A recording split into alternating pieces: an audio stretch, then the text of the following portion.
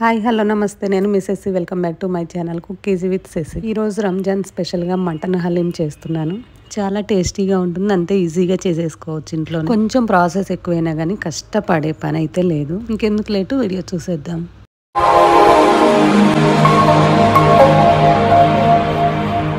First అయితే నేను చెప్పేది 1/2 kg మటన్కి చెప్తున్నా మెజర్మెంట్స్. 1 కప్పు గోధుమ రవ్వ తీసుకోవాలి. ఇంకా మిగతా ఇంగ్రీడియంట్స్ అన్ని కూడా 2 స్పూన్స్ తీసుకోవాలి. ఫస్ట్ 1 కప్పు తీసుకొని అందులో గోధుమ రవ్వ వేసుకోవాలి. తర్వాత నేను ఏమేమి తీసుకున్నాను వరుసగా చెప్పేస్తాను.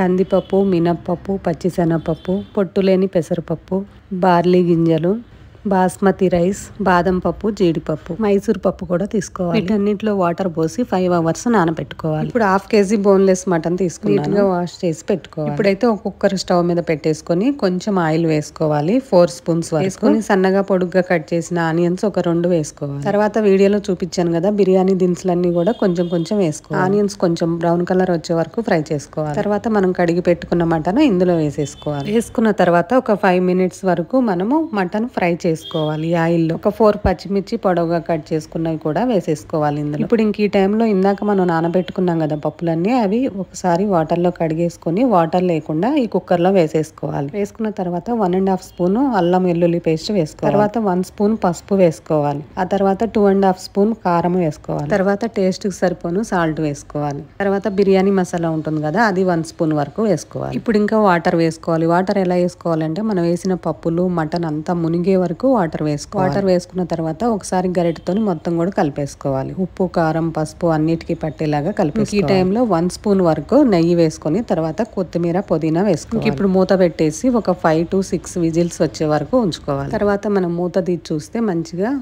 పప్పులు అన్ని మటన్ కూడా ఉడికి ఉంటుంది. పైన ఇందాక నెయ్యి వేసాము, ఆయిల్ వేసాం కదా, ఆ పైన కొంచెం ఆయిల్ తీసి పక్కన పెట్టుకోవాలి. తర్వాత ఇది ఏం చేయాలి అనేది నేను చెప్తాను. ఇంక ఇప్పుడైతే మన ఇంట్లో పప్పు గుత్తి కానీ ఏదైనా ఉంటది కదా, దాంతో ఇలా మొత్తం కూడా కలిపేసి మెత్తగా మ్యాష్ చేసుకోవాలి. ఇలా మ్యాష్ చేయటము కొంచెం కష్టంగా అనిపిస్తే పూర్తిగా ఆరిపోయిన తర్వాత మిక్సీ అయినా పట్టుకోవచ్చు. నేను కొంచెం మ్యాష్ చేసి తర్వాత అయితే మిక్సీ పట్టాను. నేను వీడియోలో చెప్పడం మర్చిపోయాను, మిరియాలు కూడా 1 స్పూన్ వేసుకోవాలి. మిరియాలు ఎప్పుడు వేసుకోవాలంటే మనం కుక్కర్ మూత పెట్టేటప్పుడు వేసుకోవాలి. ఇప్పుడు ఇంకా స్టవ్ మీద ఇంకొక ప్యాన్ పెట్టేసుకోవాలి. కొంచెం పెద్దగా ఉన్న ప్యాన్ పెట్టేసుకొని అందులో 4 స్పూన్స్ వరకు నెయ్యి వేసుకోవాలి. నెయ్యి వేడొచ్చిన తర్వాత ఇప్పుడు మనం మిక్సీ పట్టాం కదా, ఆ పేస్ట్ అంతా కూడా ఇందులో వేసేసుకోవాలి. వేసుకొని 1 గ్లాస్ వరకు వాటర్ వేసుకోవాలి. ఇంకా ఇప్పుడైతే స్టవ్ మీడియం ఫ్లేమ్ పెట్టుకొని గరిటెతో కొంచెం దగ్గరుండి ఇలా గరిటెతో తిప్పుతానే ఉండాలి. ఎందుకంటే అన్ని పప్పులు ఉన్నాయి కదా, కొంచెం అడుగున అంటుకునే ఛాన్స్ ఉంటుంది. సో దగ్గరుండి తిప్పుతానే ఉండాలి. ఇప్పుడైతే ఇందాక పైన ఆయిల్ తీసి పక్కన పెట్టుకున్నాం కదా, ఇప్పుడు ఆయిల్ ఇందులో యాడ్ చేసుకోవాలి. మనకి మంచి కలర్ వచ్చేస్తుంది. ఇప్పుడు ఈ ఆయిల్ వేసిన తర్వాత పైన మొత్తం కూడా హలీంకి పట్టేలాగా గరిటతో తిప్పుకోవాలి. ఈ ప్రాసెస్ అయితే 15 to 20 minutes. మధ్యలో 1 టైం మళ్ళీ కూడా ఒక 2 స్పూన్స్ నెయ్యి వేసుకోవాలి. నెయ్యి కొంచెం ఎక్కువగానే పడుతుంది. చూసారుగా మనకి హలీం రెడీ అయిపోయింది.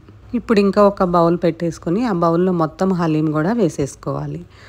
మనకి హలీం అనేది మనం చేసుకున్న అంటే ప్రాసెస్ ఎక్కువ టైమే స్టవ్ మీద ఉంటుంది కాబట్టి మనం ఫ్రిడ్జ్లో పెట్టుకున్న 3-4 days అయితే కంపల్సరీగా ఉంటుంది. మనం తినేప్పుడు కొంచెం ఓవెన్లో పెట్టేసుకొని తింటే బాగుంటుంది. చాలా మంచి స్మెల్ వస్తుంది కూడా. ఇప్పుడు ఇంకా మొత్తం బౌల్లో పెట్టేసిన తర్వాత పైన కొంచెం నెయ్యి వేసుకోవాలి. తర్వాత కొన్ని ఫ్రైడ్ ఆనియన్స్ అంటే ముందుగానే ఫ్రై చేసి పెట్టుకోవాలి. కాజు ఆనియన్స్ 2 ఫ్రై చేసి పెట్టుకొని పైన మొత్తం గార్నిష్ చేసుకోవాలి. ఇది మనం తినే ముందు బౌల్లో పెట్టుకుంటాం కదా, ఆ టైంలో పైన గార్నిష్ చేసుకుంటే బాగుంటుంది. ఫ్రైడ్ ఆనియన్స్, కాజు కూడా. చూసారు కదా మటన్ హలీం చాలా అంటే చాలా ఈజీ కదా. కొంచెం ప్రాసెస్ 1 hour పడుతుంది అవి నానపెట్టుకున్న తర్వాత, బట్ చాలా ఈజీ, ఒక్కళ్ళే చేసేసుకోవచ్చు. ఇది సేమ్ ఇలానే చికెన్ హలీం కూడా చేసుకోవచ్చు. మటన్ ప్లేస్లో చికెన్ వేసుకోవాలి అంతే. ఏదైనా బోన్లెస్ అయితేనే బాగుంటుంది.